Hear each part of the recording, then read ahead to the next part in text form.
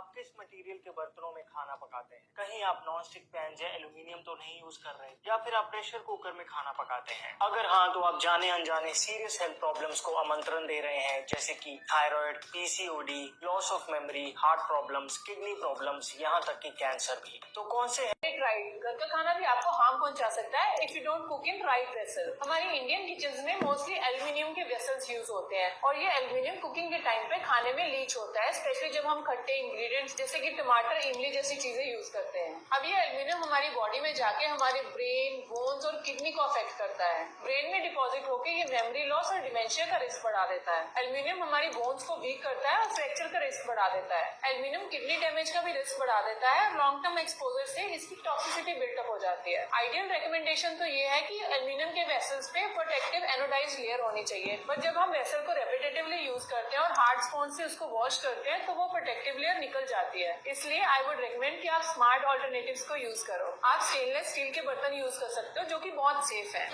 Aluminium सबसे खराब धातु है खाना बनाने के लिए और खाना खाने के लिए। सारे वैज्ञानिकों की शोध इस बात पर केंद्रित है कि एल्यूमिनियम के पात्र में खाना बनाकर अगर आप खा रहे हैं तो आप धीमा जहर खा रहे हैं और ये जहर एक दिन जानलेवा होगा।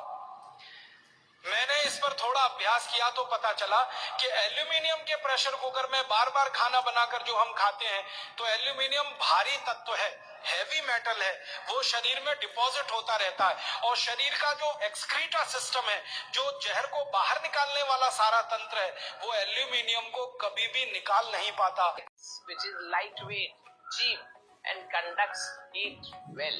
This is why it is very common in kitchen. But it too comes with serious risk. Cooking acidic food in aluminium pan like tomatoes, tamarind or lemon-based dishes causes the metal to leach into food.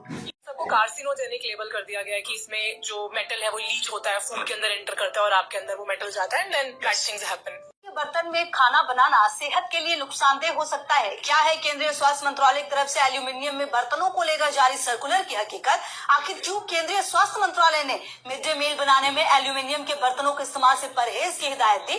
देखिए report.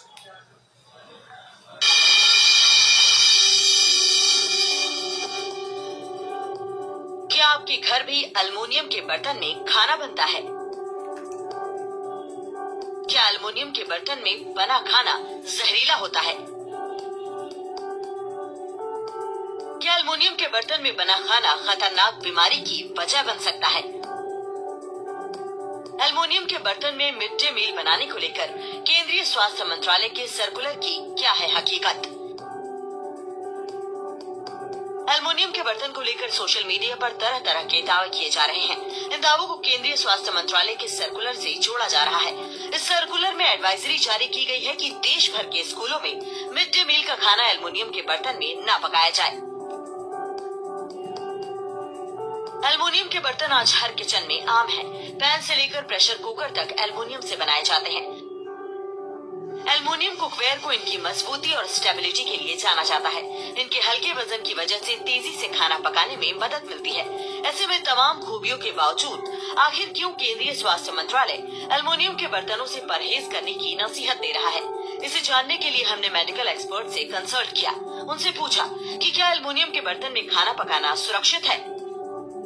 Mainly acidic food है, जैसे टमाटर है, इमली है या acidic acid है, tartaric acid है, जिस फूड में भी ये एसिड्स है उसको खासतौर से एल्युमिनियम में ना पकाया जाए, क्योंकि पार्किंसोनियन डिजीज, एल्जीमर डिजीज और डिमेंशिया, रीनल फेलियर, डायलिसिस जिसमें जरूरत पड़ जाती है, लीवर फेलियर, ये सारी बीमारियां एल्युमिनियम से एसोसिएटेड पाई गई हैं। और बच्चों में खासतौर से जो क्रोनिक टाइम तक, लंबे समय तक एल्युमिनियम के बर्तनों का इस्तेमाल किया जाएगा तो एल्युमिनियम की मात्रा इतनी बढ़ जाती है कि उनको वो नुकसानदायक हो सकती है। एक्सपर्ट के मुताबिक एल्युमिनियम एसिडिक एलिमेंट से रिएक्ट कर खाने को जहरीला बना देता है। ऐसे में एल्युमिनियम के बर्तनों से परहेज करना ही बेहतर है।